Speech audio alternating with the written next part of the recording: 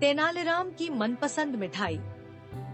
महाराज, राजपुरोहित और तेनालीराम राज उद्यान में टहल रहे थे कि महाराज बोले, ऐसी सर्दी में तो खूब खाओ और सेहत बनाओ।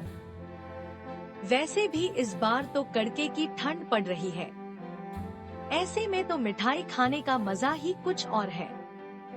जैसे ही खाने पीने की बात शुरू हुई तो राजपुरोहित के मुंह में पानी आ गया और वह बोला, महाराज, ऐसे में तो मावे की मिठाई खाने में बड़ा ही आनंद आता है।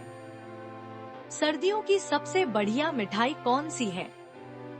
महाराज ने अचानक से पूछा। तेनालीराम से पहले पुरोहित बोला, महाराज, एक हो तो बताओ। काजू, पिस्ते की बर्फी, हलवा, रसगुल्ले आदि बहुत सी मिठाइयाँ हैं जो हम सर्दी में खा सकते हैं। अब महाराज ने तेनालीराम से पूछा, अब तुम बताओ। तेनालीराम बोला, महाराज, आज रात आप मेरे साथ चलना। मैं आपको अपनी पसंद की सर्दियों की मिठाई खिला दूंगा। कहाँ चलना है? महाराज ने पूछा।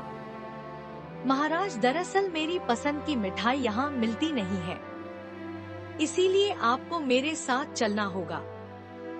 महाराज ने कहा, ठीक है, हम तुम्हारे साथ चलेंगे। रात होते ही महाराज ने साधारण मनुष्य का भेष बना लिया और तीनों निकल पड़े तेनालीराम की पसंद की मिठाई खाने के लिए। काफी देर चलते चलते एक गांव भी पार हो गया और वे अब खेतों में पहुंच गए कि महाराज बोले, तेनालीराम, आज तो तुमने हमें बिल्कुल थका दिया। तुम्हारी मनपसंद मिठाई खाने के लिए हमें अभी कितना और चलना पड़ेगा? बस महाराज, जहाँ ये लोग बैठे हाथ सेक रहे हैं, बस वहीं तक चलना है। तेनालीराम ने कहा। थोड़ी ही देर में तीनों वहाँ पहुँच गए। तेनालीराम ने महाराज और पुरोहित को वहाँ रुकने के लिए कहा और खुद थोड़ी ही दूरी पर स्थित एक कोल्हू में जा पहुँचा, जहाँ एक तरफ गन्नों की पिराई हो रही थी और एक तरफ बड़े बड़े कड़ाहों में गन्ने का रस पकाकर ताज़ा गुड़ बनाया जा रहा था। वहाँ काम कर रहे एक व्यक्ति से तेनालीराम ने 3 पत्तलों में गुड़ रखवाया और आग तेप रहे महाराज और पुरोहित को लाकर एक एक पत्तल थमा दी। महाराज ने जैसे ही गर्मागर्म गुड़ मुंह में डाला तो वे बोले, वाह, क्या मिठाई है। सच में तेनालीराम, इसे खाते ही हमारी तो सारी थकान उतर गई। अब महाराज ने पुरोहित से पूछा, क्यों पुरोहित जी, आपको कैसी लगी मिठाई? यह मिठाई तो वाकई लाजवाब है, पुरोहित ने कहा।